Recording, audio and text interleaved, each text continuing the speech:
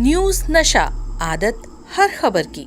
राज्यसभा में विपक्ष के नेता मल्लिकार्जुन खड़गे ने शुक्रवार 28 जून को उप सभापति जगदीप धनखड़ पर पक्षपात करने का आरोप लगाया। ऊपरी सदन में शुक्रवार को विपक्ष नीट मामले को लेकर बहस करना चाहता था, लेकिन हंगामे के बाद सदन को दोपहर 1 बजे तक स्थगित कर दिया गया था। सदन से बाहर निकलकर मल्लिकार्जुन खड़गे ने कहा, राज्यसभा के उप सभापति ने जानबूझकर मुझे नजरअंदाज करके मेरा अपमान किया। उनका ध्यान खींचने के लिए मैं अंदर वेल में गया। कांग्रेस के महासचिव जयराम रमेश ने कहा कि यह प्रचारित किया जा रहा है कि मल्लिकार्जुन खड़गे राज्यसभा में विपक्ष के पहले नेता हैं जो विरोध में सदन के वेल में आए। इस दौरान उन्होंने तंज कसते हुए कहा कि यादें छोटी हो जाती है, खासकर जब पुराने प्रतिद्वंदी नए साथी बन जाते हैं। इस दौरान कांग्रेस महासचिव जयराम रमेश ने 2019 के संसद सत्र का जिक्र किया। उन्होंने कहा, 5 अगस्त 2019 को राज्यसभा में विपक्ष के तत्कालीन नेता गुलाम नबी आजाद सभापति की अध्यक्षता की सीट की ओर जाने वाली सीढ़ियों पर बैठे थे, जो वेल का बहुत बड़ा हिस्सा है। ऐसा तब हुआ था जब अनुच्छेद 370 को खत्म करने और जम्मू कश्मीर का दर्जा पूर्ण राज्य से घटाकर केंद्र शासित प्रदेश करने के लिए विधेयक पेश किए जा रहे थे। कांग्रेस के वरिष्ठ नेताओं के आसन के समक्ष आने को लेकर सभापति ने नाराजगी जताई। सभापति धनखड़ ने कहा, सदन में विपक्षी सदस्यों द्वारा जिस तरह का आचरण किया गया वह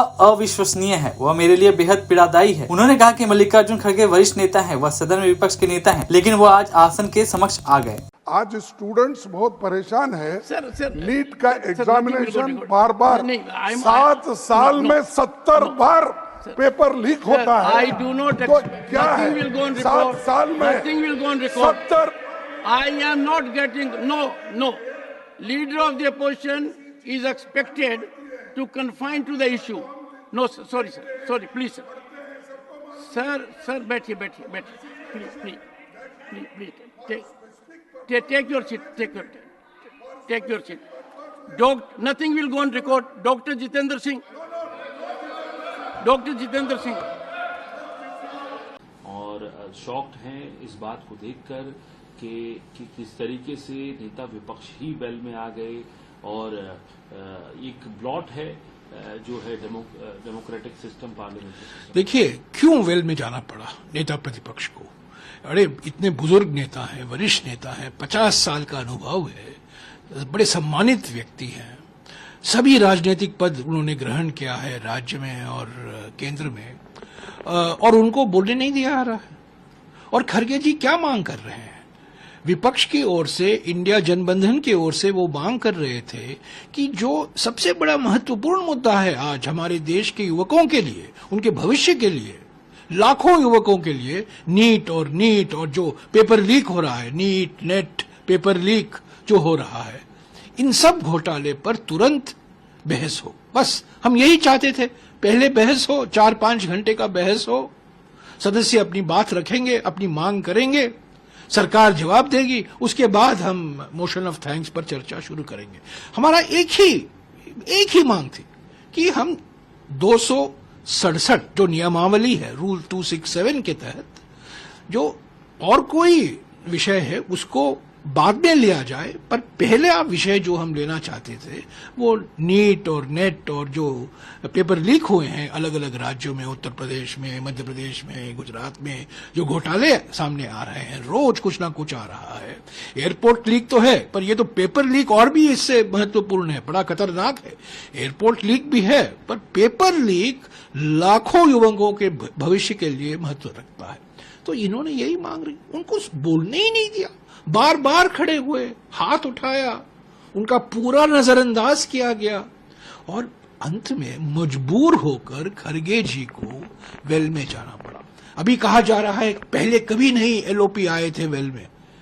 अरे याद रखिए क्या होता है, कल के प्रतिद्वंदी आज के सहयोगी बन जाते हैं तो आप भूल जाते हैं 5 अगस्त 2019 को क्या हुआ, जब गुलाम नबी आजाद जी नेता प्रतिपक्ष थे और सरकार की ओर से अमित शाह जी ने आर्टिकल 370 हटाने का जो विधेयक था लाए थे और जो जम्मू और कश्मीर को पूर्ण राज्य का दर्जा से घटाकर यूटी बनाने के लिए वो बिल लाए थे, उनके विरोध में गुलाम नबी आजाद जी वेल में आए थे।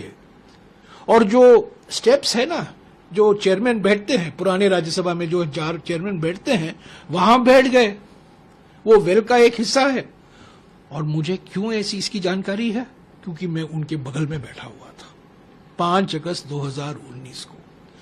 ये मजबूर हो गए आज खड़गे जी, बार बार हाथ उठाया, चिल्लाया, चेयरमैन साहब मुझे बोलने दीजिए, 2 मिनट का मौका दीजिए, 3 मिनट का मौका दीजिए, बिल्कुल नजरअंदाज किया गया।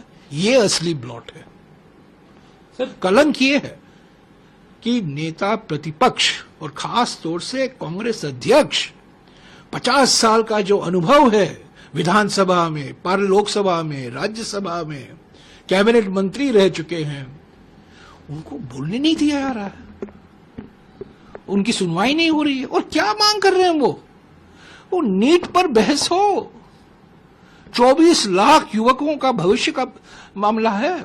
उसके बाद में नेट भी कैंसिल किया गया। अभी आप देख रहे हैं गुजरात, बिहार, उत्तर प्रदेश, मध्य प्रदेश कैसे व्यापम जैसे कांड घट रहे हैं, घोटाले निकल आ रहे हैं। उस पर हम बहस चाहते थे, 4-5 घंटे का बहस होता और जो हमारे शिक्षा मंत्री हैं उसका जवाब देते, बस मामला खत्म। पर ये देखिए, प्रधानमंत्री बड़े बड़े प्रवचन देते हैं।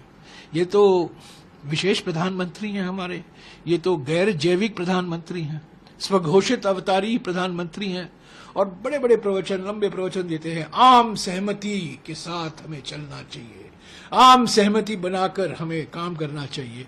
और क्या अपनाते हैं तरीका? टकराव का तरीका, यानी कि करनी में आम सहमति नहीं, सॉरी, कथनी में आम सहमति और करनी में टकराव। ये जमीन आसमान का फर्क है। तो ये सब बोलने के लिए चीजें हैं, तो जरूर ये कलंक, क्योंकि असली बात ये है 2024 का जनादेश अब तक हमारे 1/3 प्रधानमंत्री पहचान नहीं पाए हैं। उनकी एक राजनीतिक हार हुई है, व्यक्तिगत हार हुई है, नैतिक हार हुई है, उससे वो भाग रहे हैं और वो टकराव की राजनीति अपना रहे हैं। कुछ नहीं बदला है, मैं वही आदमी हूं। आजकल तो आदमी नहीं है, वो गैर जैविक है, वो तो भगवान के अवतार है। नमस्कार। और आप हमसे जुड़े रहने के लिए सब्सक्राइब करें YouTube पर, फॉलो करें Twitter पर और लाइक करें Facebook पर। और ज्यादा जानकारी के लिए आपको